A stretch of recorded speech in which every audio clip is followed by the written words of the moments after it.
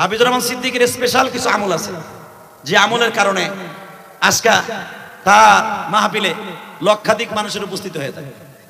কথা ঠিক বলছি না বেঠিক বলছি? হ্যাঁ, হিংসা করে লাভ নাই রে ভাই, হিংসা করে কোনো লাভ নেই। হিংসা করবেন যারা, পিছনে পড়বেন তারা। কথা ঠিক না বেঠিক? আমাদের মাকাম তৈরি করার জন্য একটা সিস্টেম আছে, সেই সিস্টেমটা কি জানেন? এই পর্যন্ত হাফিজুর রহমান সিদ্দিকীর আসতে অনেক খড় কুটা পোড়াই আসতে হয়েছে, ইলিয়াস রহমান জিয়াদের এই পর্যন্ত আসতে অনেক খড় কুটা পোড়াই আসতে হয়েছে। অতএব হিংসা না করে আমরা সবাই একসাথে মিলেমিশে কাজ করি। হিংসা কথার আমি দীর্ঘায়িত করব না। এই যে আবার তার আরেকজন পাশে বসে দেখেন, হাফিজুল সাহেব কিন্তু বেশি মোটা, এর একটা বডিগার্ড থাকলে তেমনি আমলে বাইরে যায়। হাফিজুর রহমান সিদ্দিকীর পিছনে বড় হওয়ার পিছনে আমি গোপনীয় ভাবে একটা তথ্য নিচ্ছি, যেটা আমি আগে জানতাম না। আল্লাহি আমি জানতাম না, আমি জানছি মাত্র 2-3 দিন আগে। যদি কোন কেমনে জানলেন? আমরা কিন্তু এক বক্তা আর এক বক্তা বাংলাদেশে আছে, এক বক্তা আর এক বক্তার পিছনে বাঁশ দেওয়ার লেগে গাড়াইছে, তাও সাইসা দেন না, ব্যথা কম যদি পাই লেগে আইক কেলাটা দেয়। কিন্তু মনে রাখবেন, আইক কেলা দেন আর সাইসা দেন, আল্লাহ যদি কাউরে উঠায় পৃথিবীর এমন কেউ নাই তারে ডাবাইতে পারে। কথা কন না কেন? তার জ্বলন্ত প্রমাণ আজকে রোজার 3টা 14 মাস সাক্ষী থাকবে। 1 ঘন্টার উপরে মুষলধার বৃষ্টি হয়েছে না, মিথ্যা কথা কইছি? এই বৃষ্টির মধ্যে যে আল্লাহর পাগলগুলো এখানে আসে, এই যে বাম পাশে পিছনে তাকালি পদ্মা, ওরে ভাই 4-5 মাইল পদ্মা সেওরা, আর লাস্টে তো গেছে আমার গোপালগঞ্জ, শরীয়তপুর, মাদারীপুর থুয়ে বরিশাল এখন বাড়ির ধারে গেছে।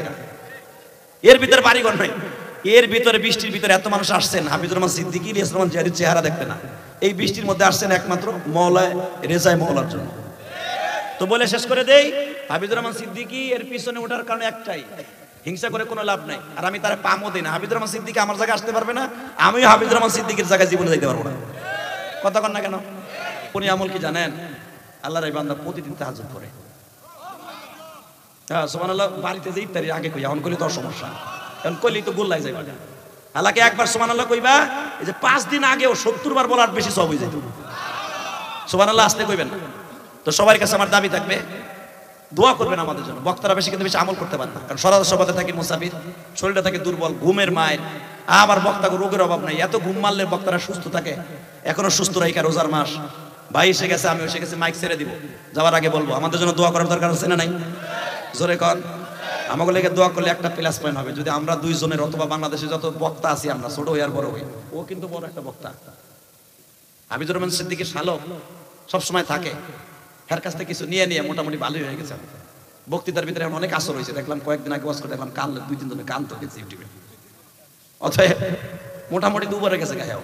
কিন্তু মনে রাখবেন, ওই বক্তার কথাই কান দেয় যার ভিতরে কিছু না কিছু আমল রব্বে কারিমের কাছে কবুল হয়। কথা বলেন না কেন? সত্য বলছি না মিথ্যা বলছি? রোজার মাস বিদায় নেওয়ার আগে আরেকটা দোয়া চাই, আমি আর মাত্র 2 দিন পরে উমরায় চলে যাব।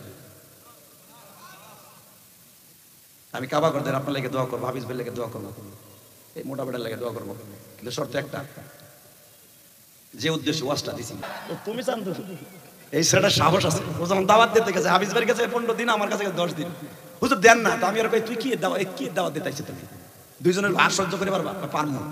আপনি কি ভাবতেছেন? আমার সাহেব ভাবতেছেন আমার জানি দেয় কিছু কই, দেখলাম সাহস কম না, ও 1.5 লাখ নারাই থাকবে, কাফন চুরির আগে তোরে মাফ করে দিবে।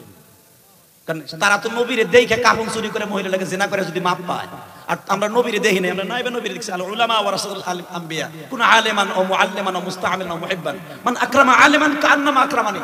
যে আলেমকে সম্মান করে আলেমের কথা স্বীকার হলো, সেজন্য আমি নবীর সম্মান করে আমার কথা স্বীকার হলো। দেন না চুল আলা বড় আলা চাই আমার দিকে, আর চুল দিয়ে চোখ মুখ ঢাকিয়ে বই রয়েছে। দেন আইয়ুব বাসর অবস্থা দেখ, এ তোর পকেটে হাতে তো, তোর আমি টার্গেট করছি 200 টাকা বার কর, তাড়াতাড়ি বার করে, নয় তোর চুল কাটবি আজকে, চুল কাটে আলেম ওলামার মাহফিলে আসবি, তোর জন্য আমি দোয়া করি আল্লাহ যেন তোর ওলি বানায় দেয়। যেরকম আমিন।